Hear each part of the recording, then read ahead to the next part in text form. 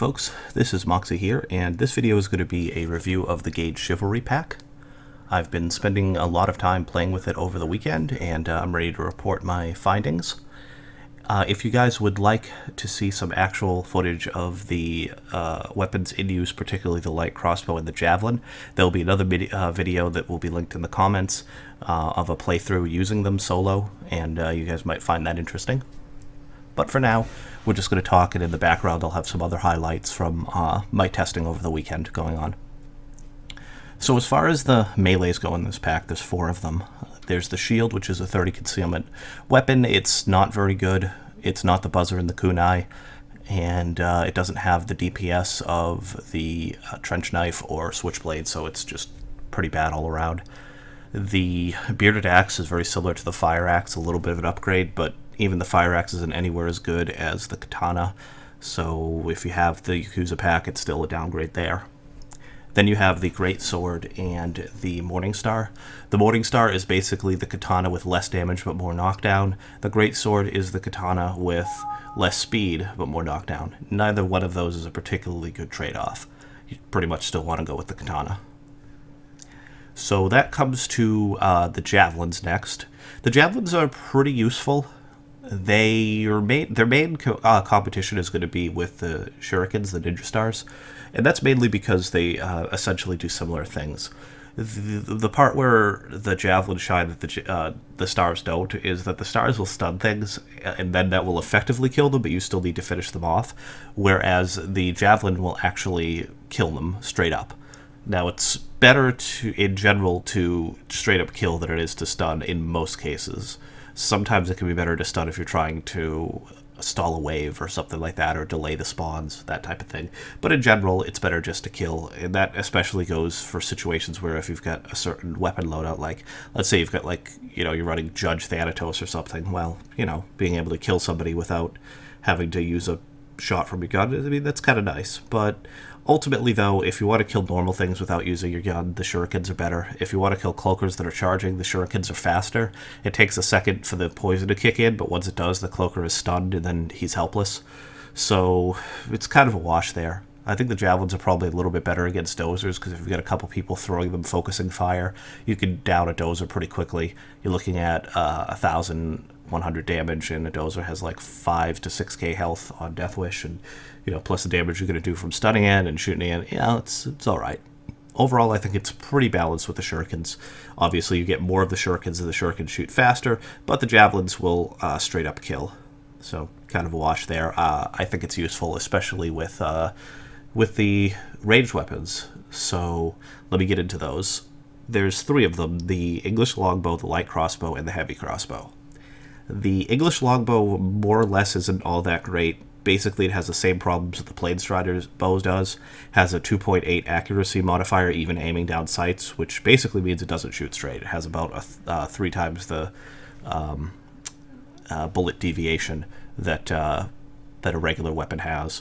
The crossbows don't have this problem. They have normal 1.0 aim down sights accuracy, so they tend to work a lot better. The crossbows don't have the draw time, so if you're using a secondary weapon, and a really good loadout is something like pistol and then lighter crossbow, using your pistol, enemy comes up like a shield or a dozer, you want to kill it. If you swap to longbow, well, now you've got a 1.5 second draw speed before you can fire, whereas with the crossbow you swap to it and bang, it's stunned right away. So I think that the crossbows tend to be a lot more useful. That said, there's some pretty exploity things you can do with the English Longbow. If you get somebody to just completely stand on top of you and just release arrows, he will get the arrow back, but because you're standing up on top of him, you'll both pick up the 1 arrow, and that means you can effectively duplicate arrows. And if you do this with a couple people just spamming explosive arrows at a doorway, you'll pretty much beat any heist no problem that way. It won't even be close. Nothing will survive. Nothing will get to you. Even dozers, you're doing 850 damage and stunning them, chain stunning them. And if you have a crit build, eventually you'll crit and kill them. So it's a really exploity and cheesy way to play, but if you play that way, this has the capacity to trivialize a lot of heist. Basically any heist where you can back yourself into a corner and there's only one way in. But for the most part, people don't play that way, and for just general use, it's not going to be all that great. The light crossbow, on the other hand, is quite good. The problem with the heavy crossbow is it has a 2.5 second reload time, which I found to be just a little too slow to really make use of it. And the best use of the light crossbow is just spamming the crap out of it to lock down an area. That's something that's kind of been possible with other weapons like HE before, but not to this degree. And the thing about it is that not only will this lock down an area and spam them, but it two-shots anything, even on Death Wish. And a lot of times you'll find that even though elites or tans will survive a blast from it, they're so low health and they're stunned that you can often just finish them off with a melee. If you get somebody else there with pretty much any gun just to shoot them, it'll finish them off while they're stunned and helpless. And with a traditional HE, you really can't do that because they just don't do enough damage to do that. You can keep them chain stunned for a while, but sooner or later you're going to run out of ammo. Whereas this, not only does it keep them chain stunned, but it kills them. And that's very important because it keeps that clear. As they come in, they get stunned and then they die because the light crossbow is doing about 300 and change damage. So you might be saying, well, why can you do that? We can't do it with traditional HE or a GL40. Well, like I said, with the traditional HE, you either don't have the ammo or you don't have the damage. The only thing that comes close to it in damage would be something like the Mosconi or the Judge HE crit builds, and people have tried to do that before, and they haven't really worked all that great because ammo is just way too tight. You don't always crit, you only crit, 30% of the time. When you do, it's great, but that doesn't always happen. Well, with this, you don't need to rely on crits because the damage is so high. And not only that, with the light crossbow, you're talking 50 rounds that you start with, and the heavy crossbow, 35. That's a pretty big jump from the Judge that gets 10 or 13 with fully loaded, and the Mosconi, which gets probably something similar to that. It's been a while since I ran an HE Mosconi, but what that does is, as long as you have ammo, you're going to just be able to lock things down with this crossbow. And 50 rounds, if you're going to use it for something like just anti-shield or anti-dozer, that's more than enough. You're really never going to go through more than 50 rounds in a typical match if you're just playing it that way. If you're spamming it at doorways to defend yourself, you probably will go through that. You can go through 50 to 60, depending on how heavy the wave is and how much you mix in melee and thrown and stuff. It's usually enough to last about a whole assault wave solo, from what I found. So in a group, there's probably more enemies, but you have to do less work, so that'll probably balance out. But really, when you think about it, if you've got double upgraded ammo bags, you'll probably run out of enemies and finish the heist before you run out of ammo.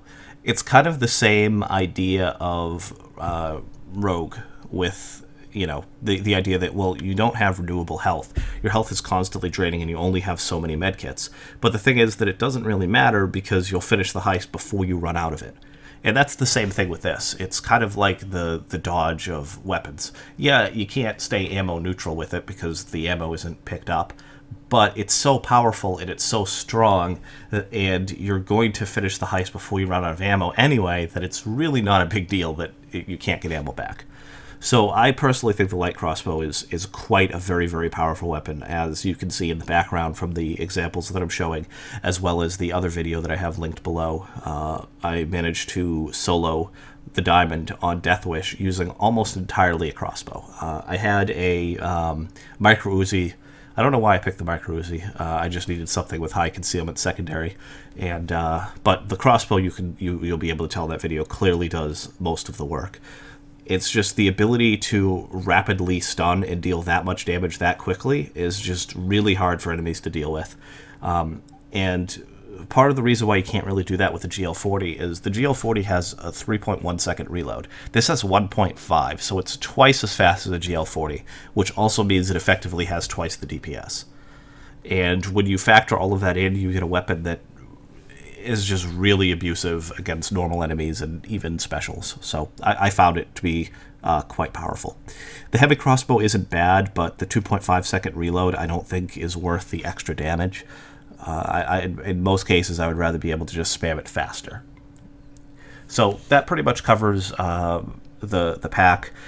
Unless if you're like the concealment type person, or you really like that idea of the stuff that you're seeing in the background there, this pack probably isn't all that great. The melees are skippable.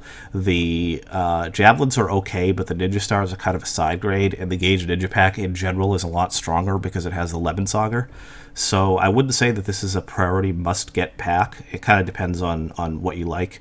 Again, none of the melees are good. Javelins are okay, but fairly balanced with shurikens. And the crossbow, while it's quite powerful, it only works in a very niche build. You pretty much need to have crits, and you need to have a concealment build. But that said, if you're running something like Fugimind with a pistol, this makes a really great primary weapon. For all the reasons that I listed, plus the fact that you'll be able to run it with 3 to 4 concealment, and you'll get your max bonuses, which is just great.